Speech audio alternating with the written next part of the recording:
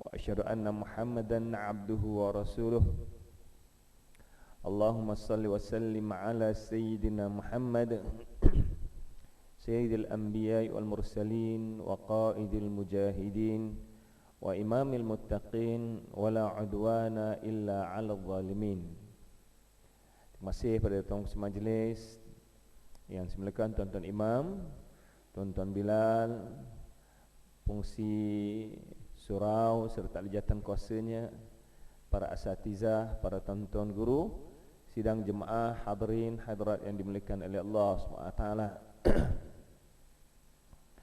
Segala puja dan puji kita aturkan kesyukuran kita kepada Allah SWT, Allah yang mengaturkan seluruh alam ini, Allah yang maha mengetahui apa yang ada di alam ini, Allah yang memiliki seluruh alam ini, Allah yang menciptakan alam, Allah maha mengetahui, Allah maha berkuasa, dan dialah yang memiliki seluruh apa yang ada di muka bumi ini.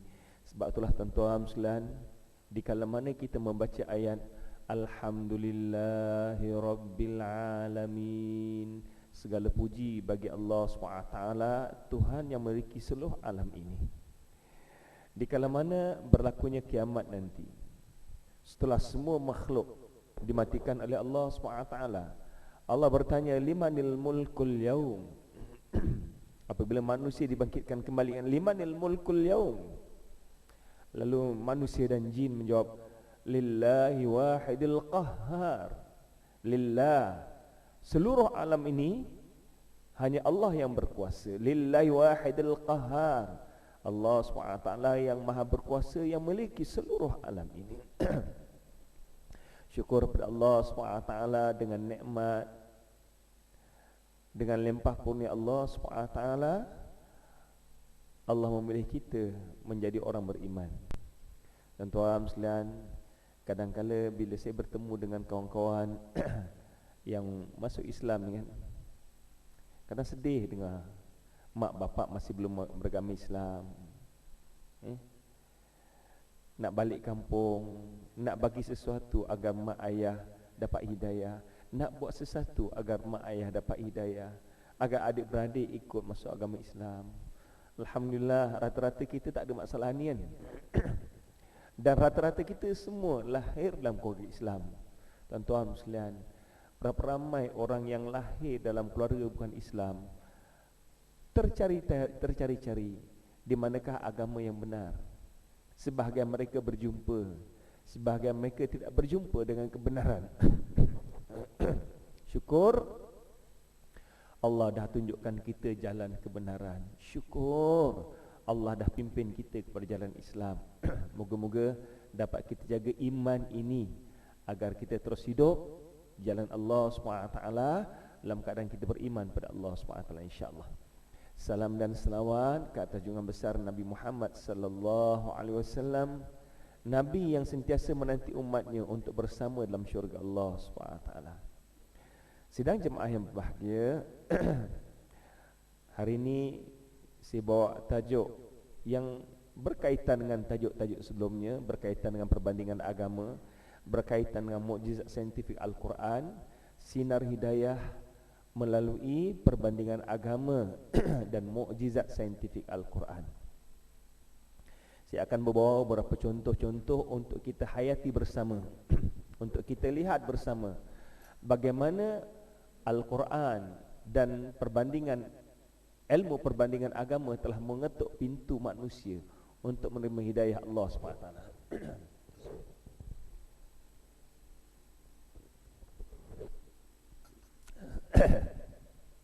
Tuan-tuan sekalian, kalau kita imbau kembali sejarah tamadun manusia yang bermula daripada Nabi Adam alaihissalam. Nabi Adam alaihissalam wujud selepas kewujudan alam ini berjuta tahun lamanya. Kalau ikut Big Bang Theory, umur bumi kita telah pun menjangkau 4.5 bilion tahun.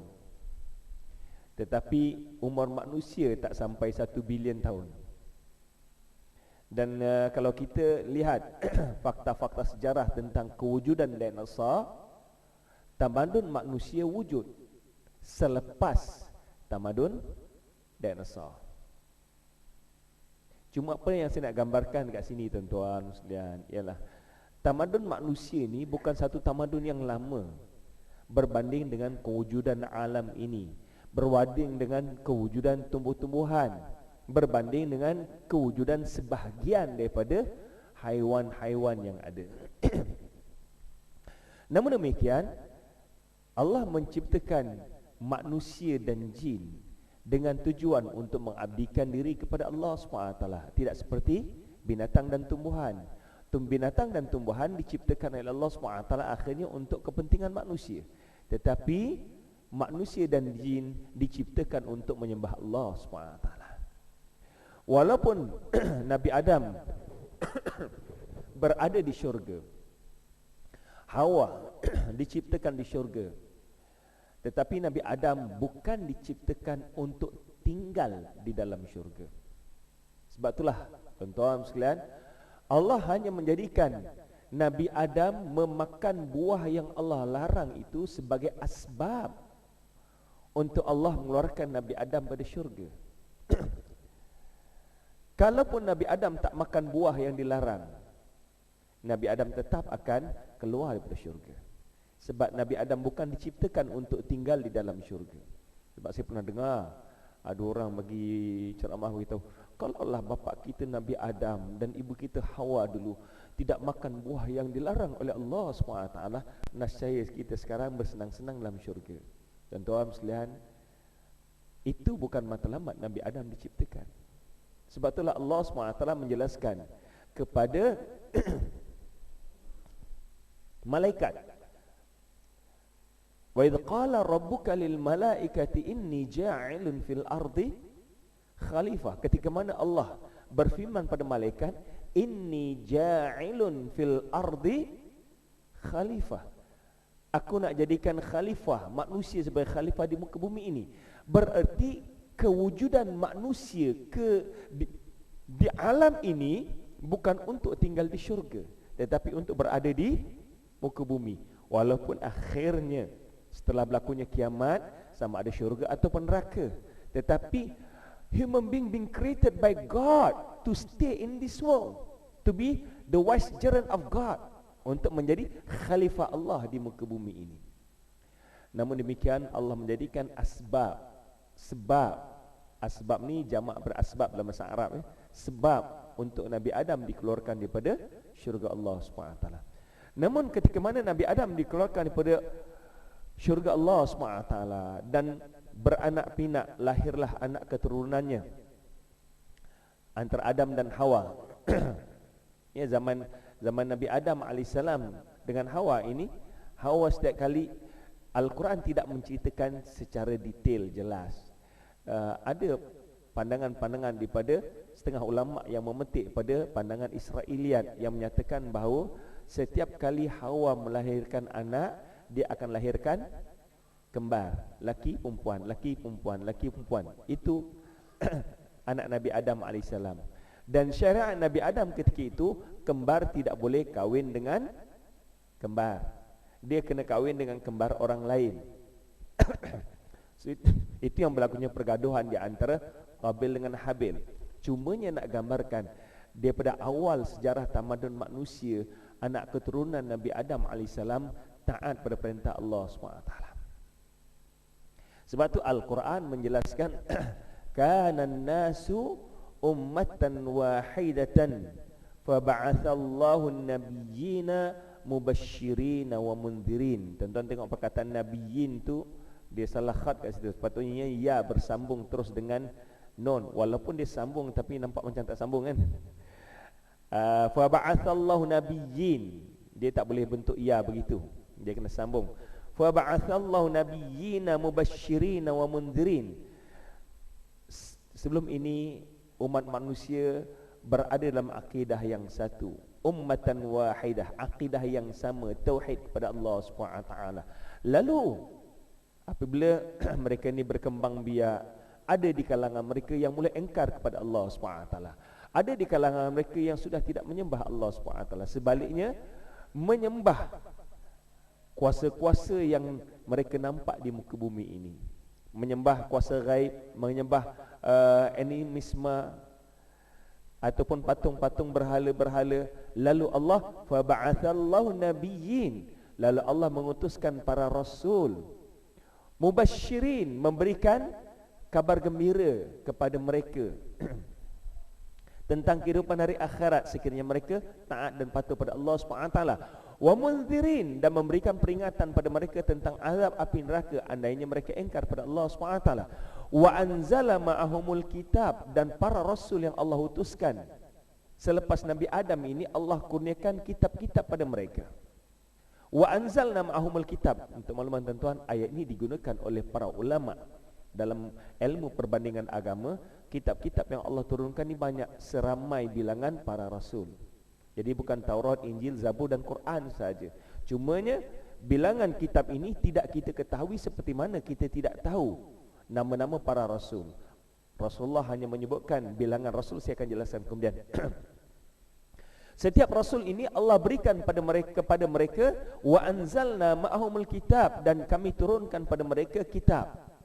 Ini rasul-rasul Allah berikan kitab wahyu bil haq, dengan kebenaran, liyahkuma bainan nasi fi makhtalafu fi, untuk menjadi hakim. Kitab ini menjadi garis al-furqan, garis pemisah, hakim di antara manusia tentang perbalahan yang mereka lalui. Ini dalam surah Al-Baqarah ayat 213.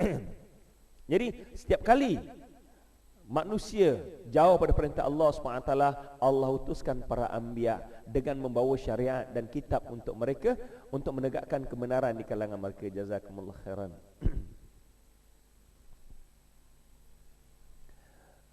Dan sebelum ini saya dah jelaskan kepada tuan-tuan semua, bilangan para rasul yang Allah utuskan ramai. Bilangan Nabi ada 124,000 orang.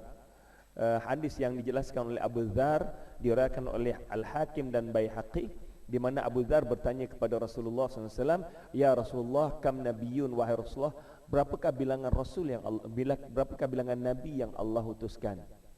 Rasulullah SAW menjelaskan, "Mi'atu alfi nabiyyin wa arba'atun wa ishruna alfa nabiyyin."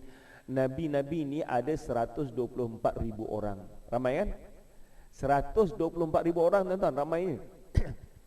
Dan kemudian Abu Dzar bertanya lagi, "Kamil mursalina minhum, berapakah bilangan rasul di kalangan mereka?" Berarti setiap rasul adalah nabi, tetapi tidak semua nabi adalah rasul.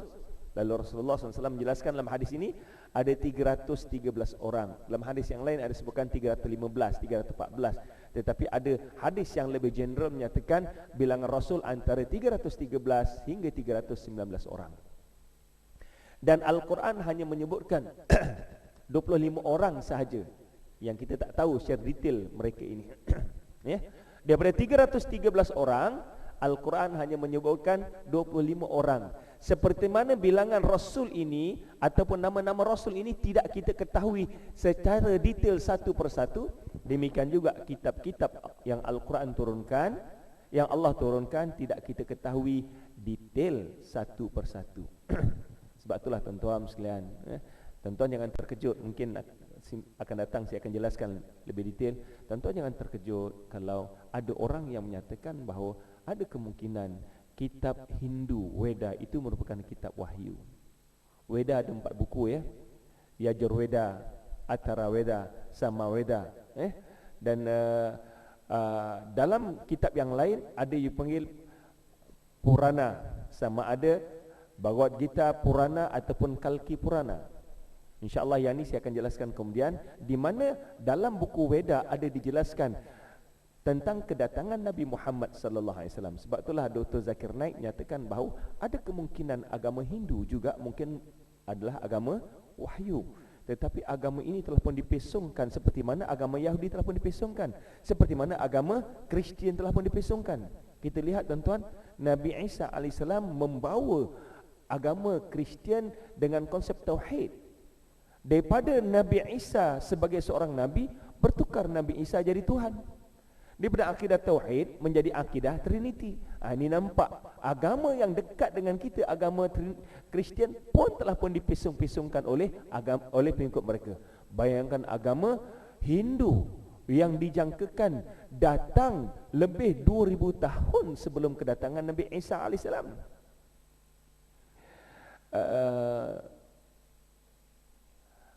Said Hawa dalam buku tafsir beliau Al-Asas fi Tafsir menyatakan bahawa Siddhartha Gautama Buddha ini tidak ada dalil yang jelas bahawa beliau adalah seorang nabi, dan ia juga, namun demikian ada kemungkinan juga beliau adalah seorang nabi di kalangan nabi-nabi yang Allah utuskan. InsyaAllah yang ni saya akan bincangkan detail kemudian. Cumanya hari ini saya nak bagi tahu pada tuan-tuan semua bahawa daripada umat Nabi Adam AS yang beriman kepada Allah dengan akidah tauhid, kemudian apabila mereka berkembang biak, mereka bertambah ramai, mereka mula jauh daripada wahyu Allah SWT. Lalu Allah utuskan Nabi, ajak mereka kembali pada Allah SWT. Mereka beriman kembali pada Allah SWT.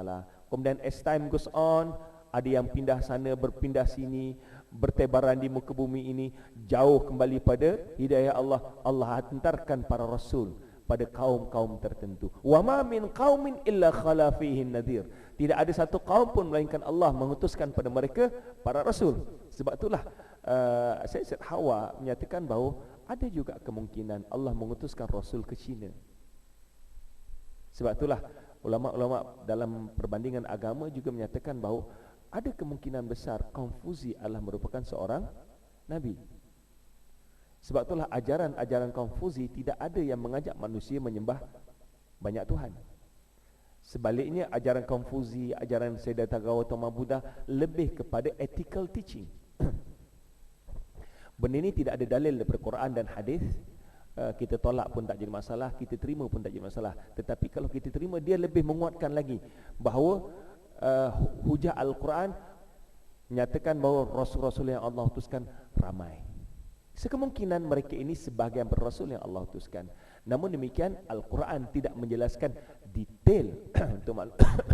Untuk makluman tuan-tuan sekalian, dalam kitab Buddha juga ada menyatakan tentang kedatangan Nabi Muhammad sallallahu alaihi wasallam. InsyaAllah tentang kedatangan Nabi Muhammad dalam kitab-kitab sebelum Al-Quran saya akan bicarakan kemudian dalam bab perbandingan agama. Cuma hari ini apa yang saya nak bawa ialah bagaimana umat yang telah berpecah belah daripada akidah yang berbeza-beza ini didatangi oleh Al-Quran sebagai penutup segala kitab-kitab wahyu. Di mana nama-nama Nabi Muhammad telah pun ada di dalam kitab-kitab mereka. Alladzina yajidunahu maktuban indahum, di mana mereka menemui nama Nabi Muhammad ada termaktub dalam kitab-kitab mereka. Dan beberapa orang di kalangan mereka yang mengkaji kitab-kitab suci mereka dan mengkaji Al-Quran teruja melihat it is impossible that the Holy Quran was written by Prophet Muhammad 1400 years ago. Satu benda fakta yang mustahil. Mereka menyatakan bahawa Al-Quran ditulis oleh orang yang bernama Muhammad 1400 tahun yang lalu. Antara orang ini itu ialah Dr. Gary Miller. Hari ini saya akan jelaskan cerita lebih detail tentang Dr. Gary Miller. Siapakah Dr. Gary Miller? Bagaimana dia menerima hidayah dan apakah tindakan yang beliau lakukan sebelum beliau menerima hidayah?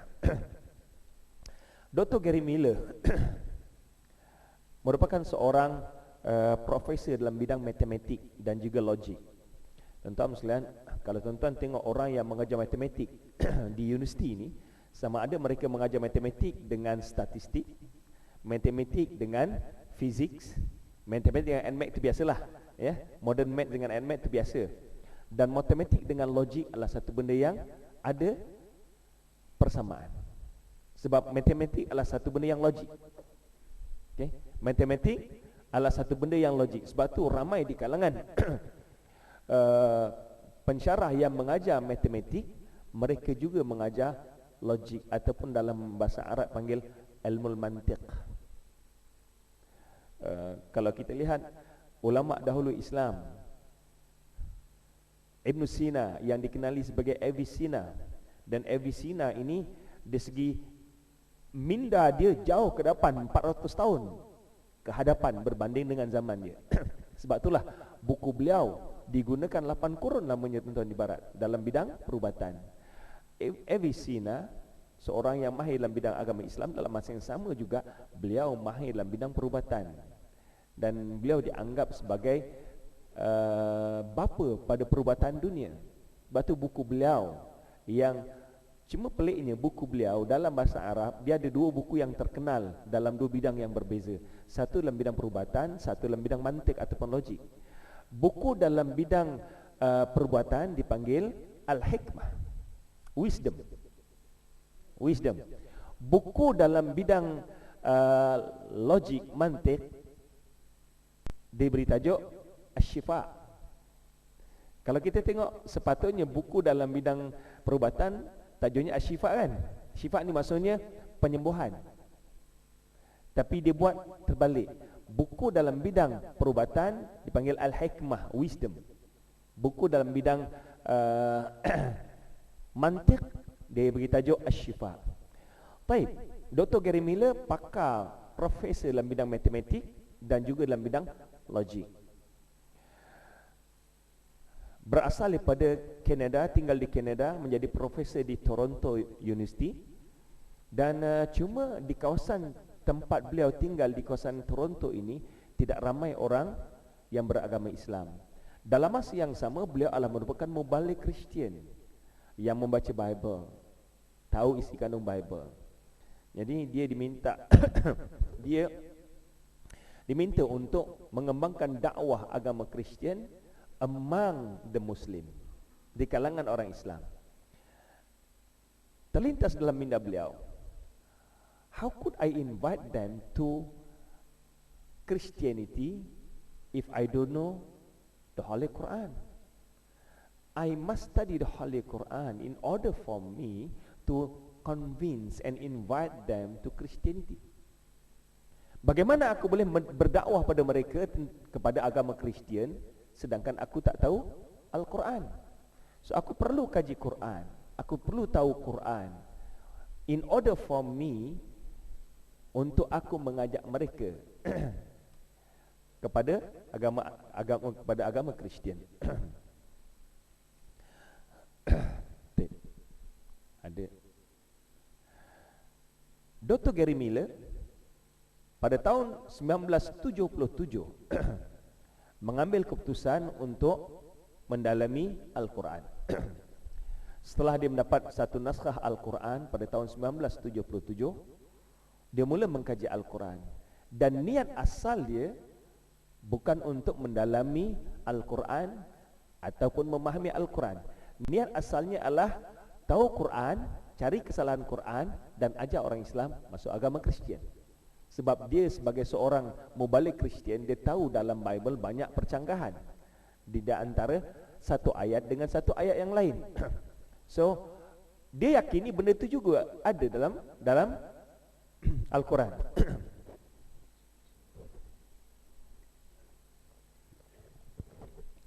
So kenyataan beliau, saya baca kenyataan beliau. Sebenarnya saya mau mencari kesalahan di dalam Al-Quran agar dengan cara ini senang untuk saya menggoyahkan akidah umat Islam. Namun apabila dia mengkaji Al-Quran, tuan-tuan, apabila dia mengkaji Al-Quran, ni mal silap ya, Al-Quran bukan.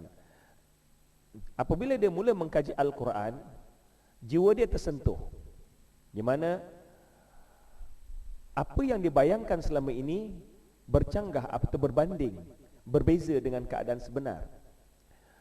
Sebelum dia mula membaca Al-Quran, anggapan beliau, Quran, the Holy Quran, hanyalah sebagai satu kitab kuno, kitab lama yang ditulis 1400 tahun yang lalu, sesuai untuk padang pasir yang tak relevan dengan zaman kita sekarang. Cuba tonton bayangkan, tonton baca buku hikayat-hikayat lama dalam bahasa Melayu. Dah le bahasanya jauh, berbeza dengan bahasa sekarang. Kemudian fakta-fakta yang ada, cukuplah tuan-tuan tengok cerita P. Ramlee. Walaupun Singapura dah dianggap maju ketika itu ya, cerita Bujang Lapuk, cerita-cerita Pilambi. Kita nampak panorama yang ada di kawasan tersebut, cerita-cerita tersebut, yang sebahagian penggambaran tersebut ada di Malaysia dan juga di Singapura. Tuan-tuan dah tak jumpa dah tempat tu sekarang. Dah berbeza jauh. So nak gambarkan panorama yang ada, fakta-fakta yang ada, banyak cerita P.Ramlee itu kadang-kala mungkin setengahnya outdated, walaupun banyak cerita P.Ramlee ni yang evergreen. Dalam bab politik contohnya, dalam bab nasihat-nasihat tu banyak boleh kita ambil evergreen. Namun demikian, gambaran-gambaran yang ada panorama dah outdated. So dia gambarkan demikianlah Al-Quran ni kitab padang pasir, kitab kuno yang tak sesuai untuk zaman kini, zaman yang serba canggih, zaman yang serba maju dengan tamadun ilmu yang jauh ke hadapan. It is impossible that the Holy Quran sesuai untuk zaman ini. Namun beliau terkejut apabila membuka helaian Quran satu demi satu, dan dia dapati apa yang beliau anggapkan selama ini meleset. Sebaliknya, banyak fakta-fakta Al-Quran yang beliau tidak pernah jangkakan. Al-Quran menceritakan fakta-fakta ini. Apa dia tuan-tuan Antara yang beliau tidak jangkakan yang diceritakan oleh Al-Quran ialah, sebagai orang yang baca Bible, saya kerap baca Bible tuan-tuan. Orang yang baca Bible, dia akan dapati banyak kisah cerita-cerita tentang Nabi Isa. Banyak cerita tentang sebelum kelahiran Nabi Isa, ibu Nabi Isa, keluarga Nabi Isa, keluarga Imran, keluarga Maryam, bagaimana Maryam dibesarkan, bagaimana Maryam mengandung, bagaimana Maryam melahirkan anak, dan bagaimana Nabi Isa dibesarkan, kemudian bagaimana Nabi Isa mengembangkan dakwah dia. So, dalam minda dia, bila baca Quran, mesti dapat cerita-cerita tentang ibu Nabi Muhammad Aminah. Akan ada cerita-cerita tentang kisah isteri-isteri Rasulullah. Akan ada cerita-cerita tentang anak-anak Nabi.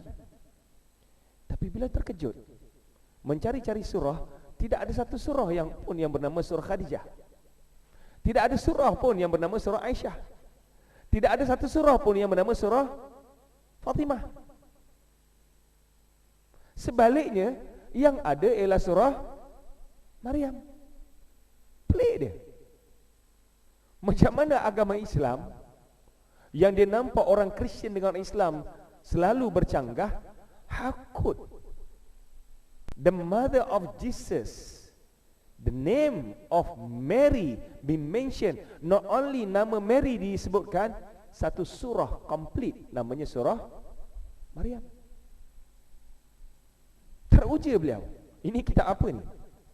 Tambah lagi, apabila beliau mengkaji tentang Al-Quran, tak ada cerita-cerita nama Nabi Muhammad ni berbanding dengan Jesus. Sebaliknya, nama Jesus ini disebutkan sebanyak 25 kali, sedangkan nama Nabi Muhammad hanya disebutkan 4 kali je. Cuba tuan-tuan bayangkan bayangan dia selama ini, Al-Quran akan banyak mencerita tentang Nabi Muhammad, Al-Quran akan hentam Jesus, sebab Kristian ni musuh Nabi Muhammad, musuh Islam. Itu yang dibayangkan. Tetapi dia dapati bahawa Al-Quran ada surah nama surah Maryam, ibu pada Jesus. Al-Quran menyebutkan tentang Jesus sebanyak 25 kali. Sebaliknya Al-Quran hanya menyebutkan tentang Nabi Muhammad 4 kali je. Kemudian Al-Quran menyebutkan nama Muhammad sebanyak sekali. Setotal 5 kali. Tuan-tuan boleh tengok dalam surah As-Saff ayat yang ke-6. Wa mubasysyiran bi rasulin ya'ti min ba'di ismu Ahmad, dan memberikan kabar gembira tentang rasul yang akan datang selepasku bernama Ahmad. Manakala dalam surah Ali Imran ayat 144, surah Al-Ahzab ayat 40, surah Muhammad ayat yang kedua, surah Fath ayat ke-29, kesemuanya menyebut tentang nama Muhammad. Jadi 5 kali saja Muhammad dan Ahmad, sedangkan Jesus disebutkan sebanyak 25 kali.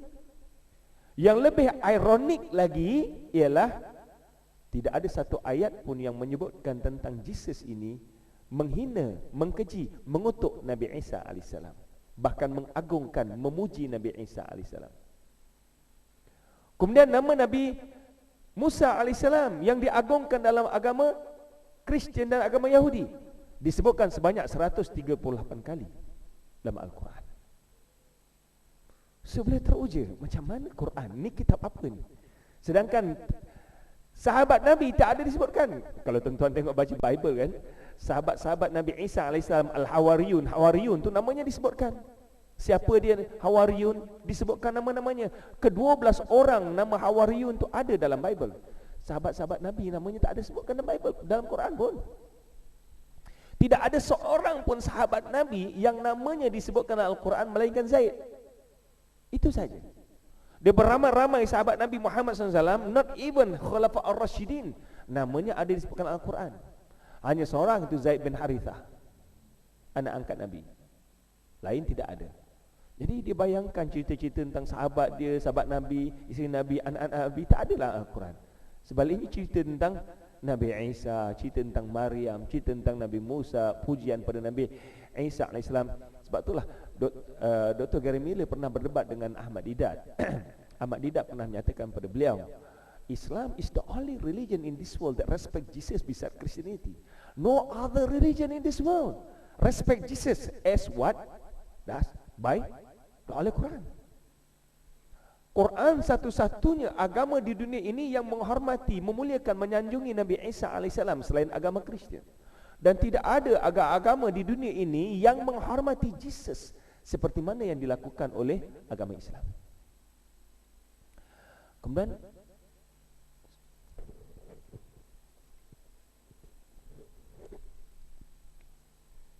apabila dia membaca surah Al-Maidah ayat 82, beliau tambah teruja. Beliau melihat realiti, inilah realiti yang berlaku. Dalam surah Al-Maidah disebutkan, la tajidanna ashaddan nasi adawatan lil ladzina amanu yahuda wal ladzina asyraku. Kamu akan dapati bahawa orang yang paling kuat memusuhi umat Islam ialah orang-orang Yahudi dan orang-orang yang syirik pada Allah SWT. Dan dikatakan sepanjang sejarah kita dapati memang orang Yahudi selalu memusuhi umat Islam sampai sekarang. Kalaulah orang Yahudi berusaha untuk menafikan Al-Quran, mereka boleh pretend, mereka boleh berpura-pura untuk berbuat baik dengan umat Islam. Dan sepanjang sejarah tidak ada pergaduhan di antara umat Islam dan orang Yahudi. So mereka boleh katakan, look, we have no problem to stay with Muslim when we have no problem with Muslim. Kita tak ada masalah untuk hidup bersama dengan orang Islam. Kita boleh hidup bersama, berbuat baik dengan orang Islam. Jadi apa yang Quran kata orang Yahudi ini musuh utama umat Islam, tak betul. Tapi Dr. Gary Miller menyatakan tak, itu tidak berlaku. Hakikat yang berlaku daripada dulu sampai sekarang, orang Yahudi hidup memusuhi umat Islam. Walaupun orang Yahudi zaman Nabi Muhammad SAW mengakui mereka menerima piagam Madinah, tetapi mereka yang mengkhianati Rasulullah SAW, sehingga berlakulah berbagai peperangan, peperangan Khaybar, peperangan Bani Qunaiqa, peperangan Bani Quraizah, hatta dalam peperangan Ahzab, pengkhianatan yang dilakukan oleh orang Yahudi. Sampai sekarang kita lihat apa yang berlaku di Palestin. Bahkan Nabi menjelaskan peperangan akhir zaman di antara umat Islam dengan orang Yahudi. Dan ini benar berlaku. Kemudian beliau baca ayat ini lagi, wala tajidanna aqrabahum mawaddatan lil ladzina amanu ladzina qalu inna nasara. Dan kamu dapati orang yang mudah berlembut hati dengan umat Islam ialah orang Kristian. Zalika bi anna minhum qissisina wa rubana wa annahum la yastakbirun. Lantaran di kalangan mereka adalah pendeta-pendeta dan padri-padri yang membaca Alkitab, membaca kitab Taurat, mencari kebenaran, dan asasnya mereka tak sombong. Jadi bila Dr. Gary Miller baca ayat ini, dia sebagai orang Kristian, dia kata, aku sendiri berlembut hati dengan Islam apabila fakta-fakta ini. Itu fakta yang kedua. Yang ketiga,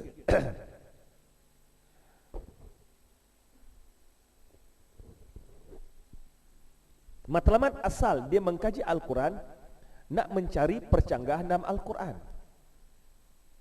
Apabila dia membaca surah An-Nisa ayat 82, beliau tersentuh lagi, jiwa beliau menjadi lebih tersentuh.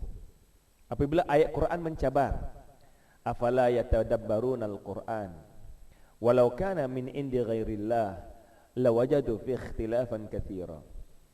Apakah mereka tidak mau bertadabbur dengan Al-Quran?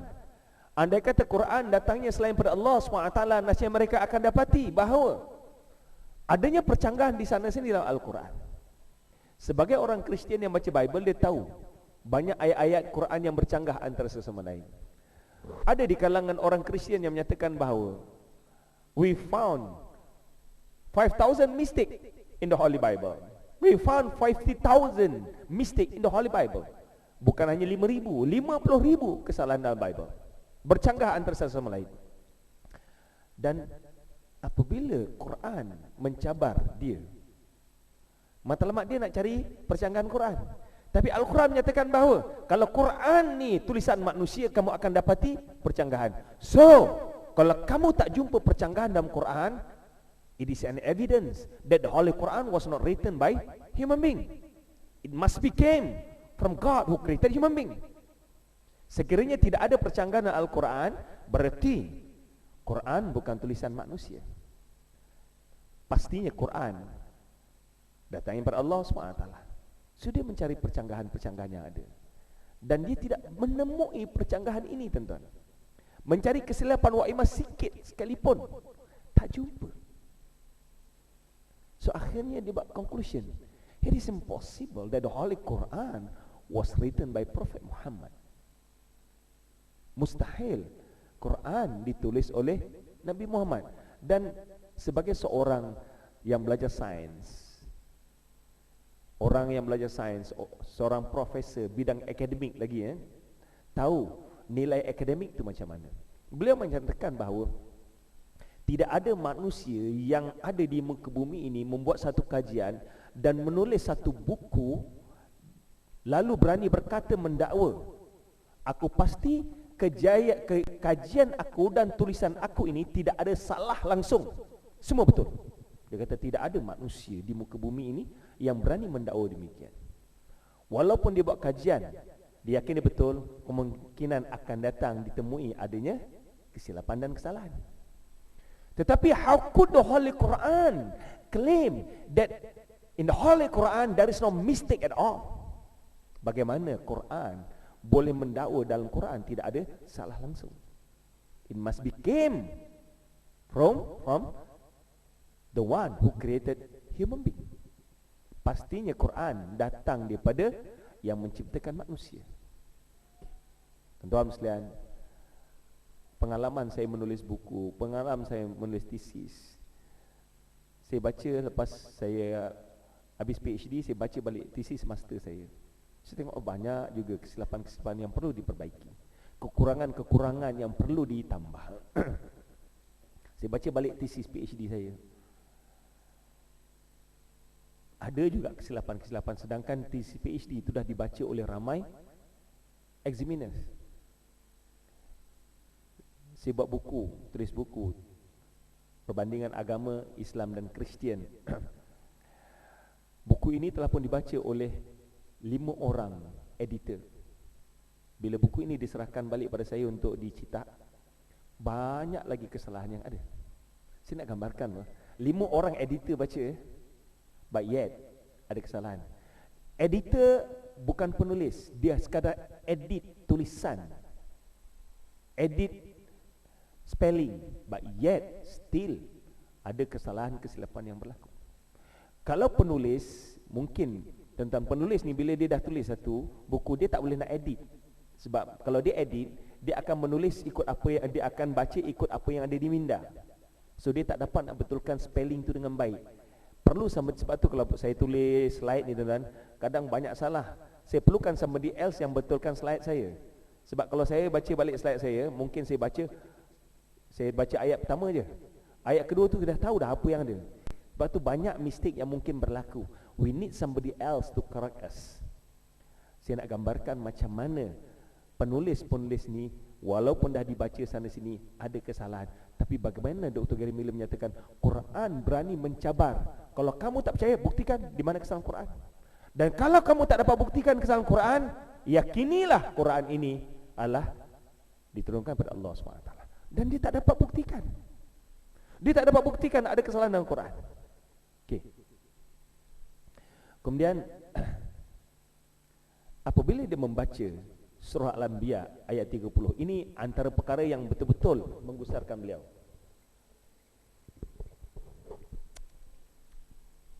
Menjadikan jiwa dia tak tenang.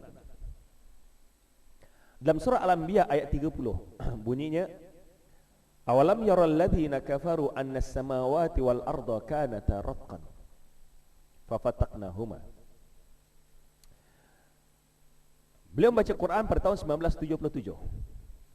Pada tahun 1973 seorang saintis daripada Rusia, Georgy Gamow, baru mendapat anugerah Nobel Prize kerana kajian beliau tentang Big Bang Theory. Big Bang Theory menyatakan bahawa langit dan bumi satu objek asalnya. Kemudian berlaku ledakan yang besar lalu terpisah keduanya. Terbentuklah langit dan bumi. Ini kesimpulan daripada Big Bang Theory.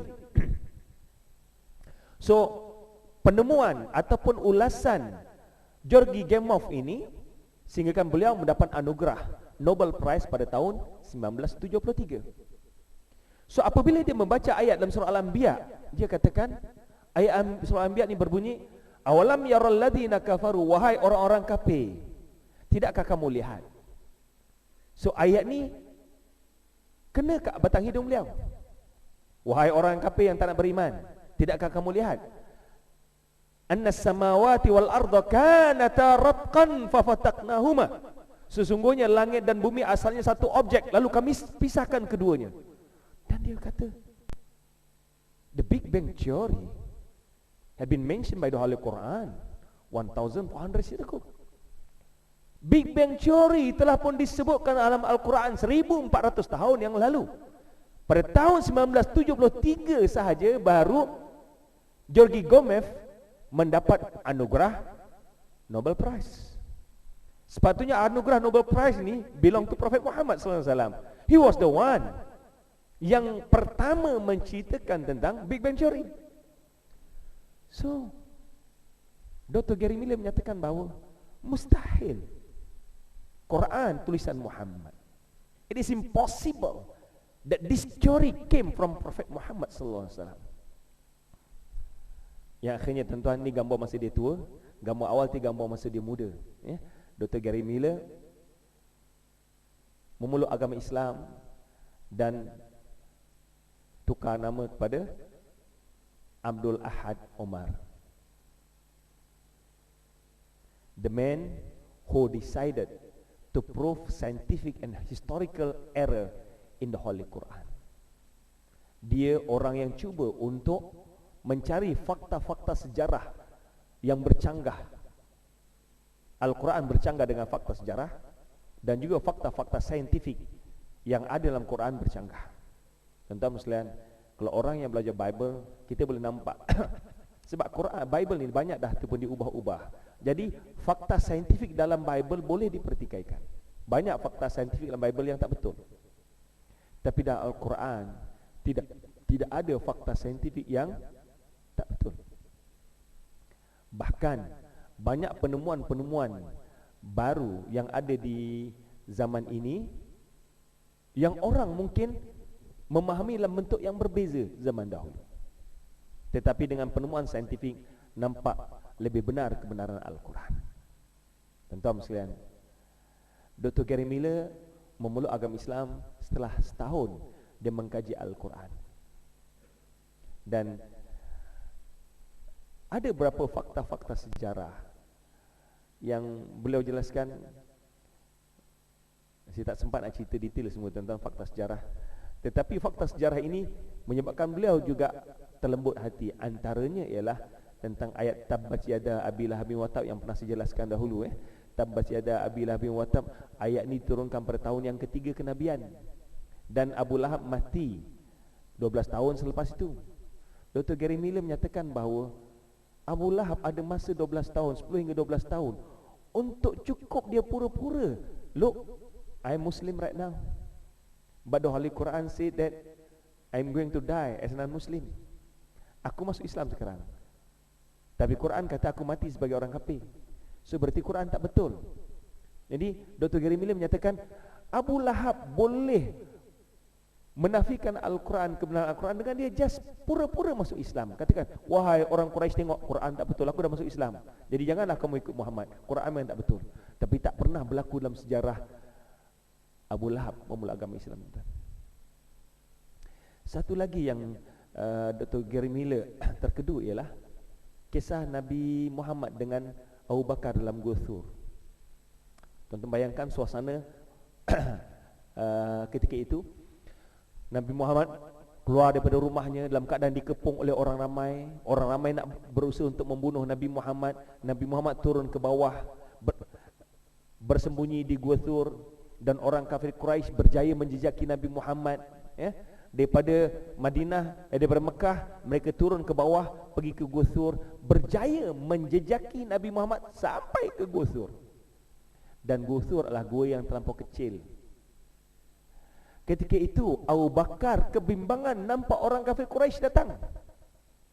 Bahkan Abu Bakar kata, kalau mereka jenguk sikit je nampak kami ada kat dalam. Cuba tuan-tuan bayangkan, ya. Abu Bakar tahu mereka kalau dapat Nabi Muhammad dan Abu Bakar, kedua-dua mereka akan dibunuh. Ramai umat Islam yang dah mati terbunuh sebelum ini.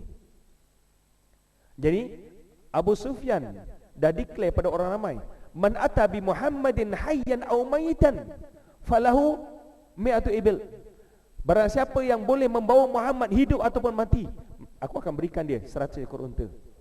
Sedangkan Abu Sufyan ni bapa mertua Nabi tu. Abu Sufyan bapa mertua Nabi. So, cuba tuan-tuan bayangkan, tuan-tuan berada dalam gua kecil yang tak ada jalan keluar di belakang tu. Jalan keluar kat belakang dah tak ada dah. Dan depan nampak musuh-musuh datang. Apa perasaan tuan-tuan? Boleh senyum tak masa itu? Abu Bakar kebimbangan. Nabi Muhammad nampak Abu Bakar bimbang, takut. Lalu Dr. Gary Miller menyatakan kenyataan Nabi Muhammad kepada Abu Bakar seperti mana yang diceritakan oleh Al-Quran. Idz qala li sahibihi la takhaf innallaha la tahzan wala la takhaf wala tahzan. Dikala mana dia bercakap pada sahabatnya Abu Bakar, janganlah kamu bimbang, janganlah kamu takut, innallaha ma'ana, sungguhnya Allah bersama kita, kita akan selamat, kamu jangan takut. Beliau menyatakan bahawa kata-kata ini hanya boleh diucapkan oleh orang yang yakin pada pertolongan Allah SWT. Tak mungkin orang yang ragu-ragu pada pertolongan Allah berani mengucapkan kalimah ini. Dan kalimah ini hanya boleh keluar daripada seorang Nabi yang diutuskan oleh Allah SWT. Tuan-tuan sekalian, kalau kita tak yakin pada pertolongan Allah, kita tak boleh kata macam itu. Sebab Nabi Muhammad yakin pertolongan Allah akan datang. Sebab tu dia berani cakap pada Abu Bakar, la takhaf wa la tahzan, jangan kamu tangguh, jangan kamu bimbang, Allah bersama kita, kita akan selamat. Sedangkan maut dah kat depan dah, belakang tak ada jalan, belakang tak ada jalan dah tuan-tuan, nak lari. Gua tu tutup, bukan ada jalan belakang. Kalau ada jalan belakang, mereka boleh lari. Tapi gambaran ini Dr. Gary Miller menyatakan bahawa semua fakta-fakta sejarah ini, fakta-fakta saintifik, bukti jelas Nabi Muhammad adalah seorang Nabi yang diutuskan oleh Allah SWT. Dan akhirnya beliau memeluk agama Islam dan menulis satu buku yang diberi tajuk The Amazing Quran, keajaiban Al-Quran. Di mana buku ini banyak membicarakan tentang mukjizat-mukjizat saintifik Al-Quran yang boleh temui ada dalam Quran dan fakta saintifik. Dan fakta-fakta ini tuan-tuan, telah ramai orang yang telah memeluk agama Islam dengan fakta saintifik ini. Dalam siri kuliah yang panjang dah berapa bulan, berapa tahun dah siri sini, saya banyak bicarakan tentang mukjizat saintifik Al-Quran yang telah menyebabkan ramai orang memeluk agama Islam. Moga-moga kita boleh gunakan ia sebagai satu wasilah, sebagai satu jalan, sebagai satu tools untuk kita sampaikan pada orang bukan Islam agar mereka mendapat hidayah pada Allah SWT. Wallahu alam bisawab. Sekadar itu yang dapat disampaikan untuk malam ini tuan-tuan. Mohon maaf dan kelemahan kekurangan yang ada. Aku qouli hadza wa astaghfirullahalazim lakum wa lisairil muslimin wal muslimat wal mu'minin wal mu'minat fastaghfiruhu innahu ghafurur rahim. Kita akhir majlis majlis istighfar dan salawat asr. Subhanallah. Bismillahirrahmanirrahim. Wal asr. Innal insana lafi khusr illa alladhina amanu wa 'amilus solihat wa tawasaw bil haqq wa tawasaw bis sabr. Assalamualaikum warahmatullahi wabarakatuh.